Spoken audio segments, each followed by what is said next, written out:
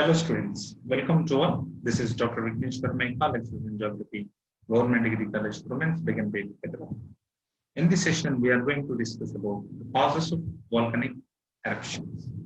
In this session, the points to be covered are formation of magma, where do volcanoes form, and the prediction of volcanic eruptions. Objectives of this session.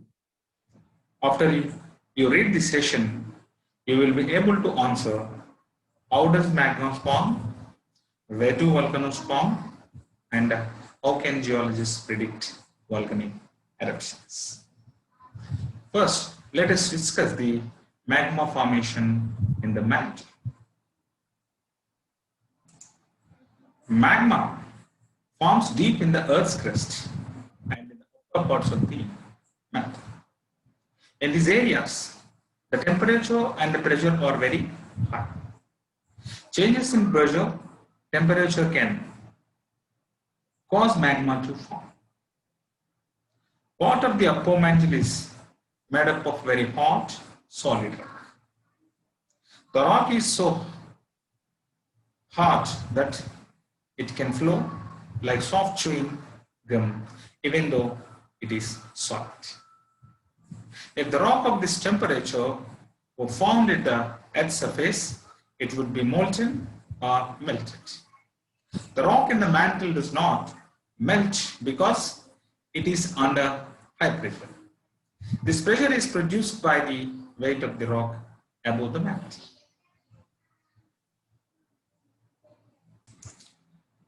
In the figure on the screen, the curved line shows you the melting point. The melting point is the temperature at which the rock melts by a certain pressure. The curved line, which shows us the melting point of the rock within the temperature and the pressure of point A is liquid, a rock at the same temperature but higher pressure at point B is solid. Rock at the same time, at the same pressure but lower temperature at point C is also solid in condition. The temperature of the mantle is fairly constant. Magma usually forms because of a decrease in the pressure. Therefore, a lot of magma forms at the boundary between separating tectonic plates where pressure decreases. Magma is less dense than the solid rock it forms from. Therefore, it rises towards the surface and erupts onto the surface. Now, we discuss about where do volcanoes form. The locations of the volcanoes gives us clues about how volcanoes are formed.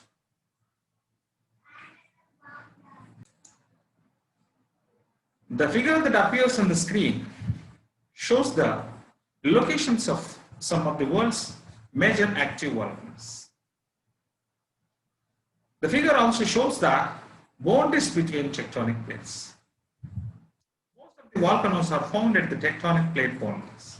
For example, there are many volcanoes on the plate boundaries surrounding the Pacific Ocean.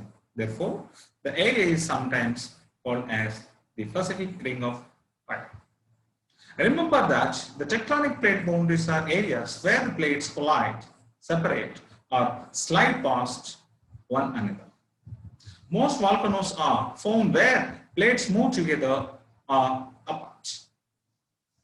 About 15% of active volcanoes on land form where the plates separate, and about 80% form where the plates collide. The remaining few volcanoes on land are formed far from the tectonic boundaries.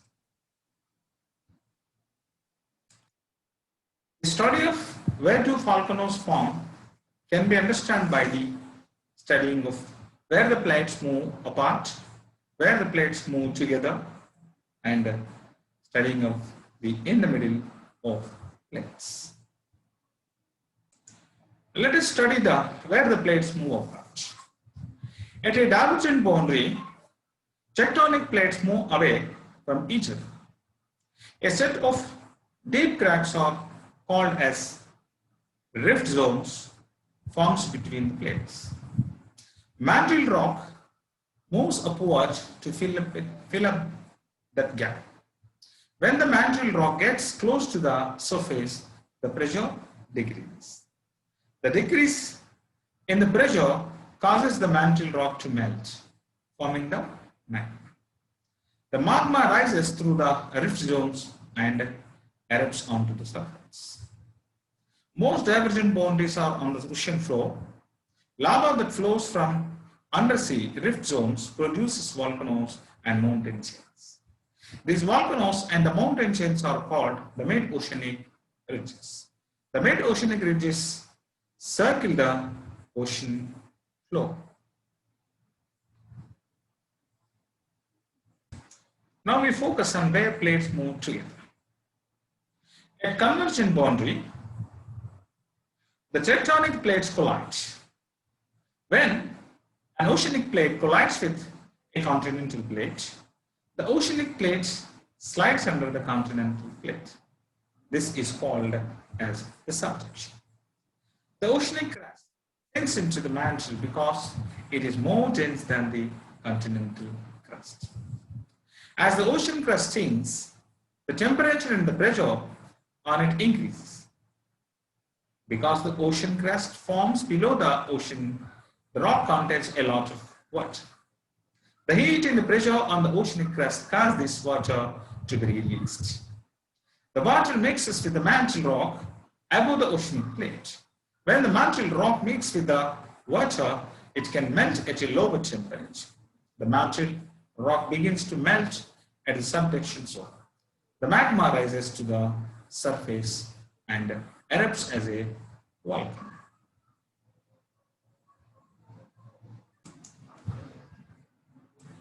Now, in the middle of the plates, although most of the volcanoes form at plate boundaries, not all volcanoes form there. Some volcanoes, such as the Hawaiian Islands, form at hotspots. What are the hotspots? Hotspots are places on the Earth's surface where the volcanoes form far from plate boundaries. Most scientists think that hotspots form above hot columns of a mantle rock called the mantle plumes. Some scientists think that hotspots form where the magma rises through cracks in the Earth's crust. Long chains of volcanoes are common at hotspots. One theory to explain this is that a mantle plume stays in one place while the plate moves over it.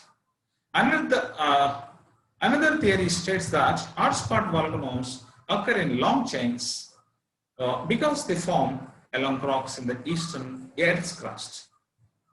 Scientists are not sure which of these theories is correct. It is possible that some hotspots form over plumes, but others form over cracks. The prediction of volcanic eruption. Scientists cannot always predict when and where a volcano will erupt. However, by studying the ancient and modern volcanoes, scientists have been able to identify some signs that an eruption may happen. One feature that scientists use to predict whether an eruption will happen in the state of the volcano. By studying the small quakes and volcanic gases and measuring slope and temperature, and we can understand the prediction of volcanoes in detail. Most of the active volcanoes produce small earthquakes as the magma within them moves upward. This happens because the magma pushes on the rocks as it rises. In many cases, the number and the strength of these earthquakes increases before a volcanic eruption. Therefore, monitoring earthquakes is one of the best ways to predict an eruption, volcanic eruption. Scientists also study the volume and composition of the gases given off by the volcano. Just before an eruption, many volcanoes give off more gas. The composition of the gas may also change before an eruption. By monitoring the gases, scientists can predict when an eruption may happen. Predicting the volcanoes by measuring slope and temperature.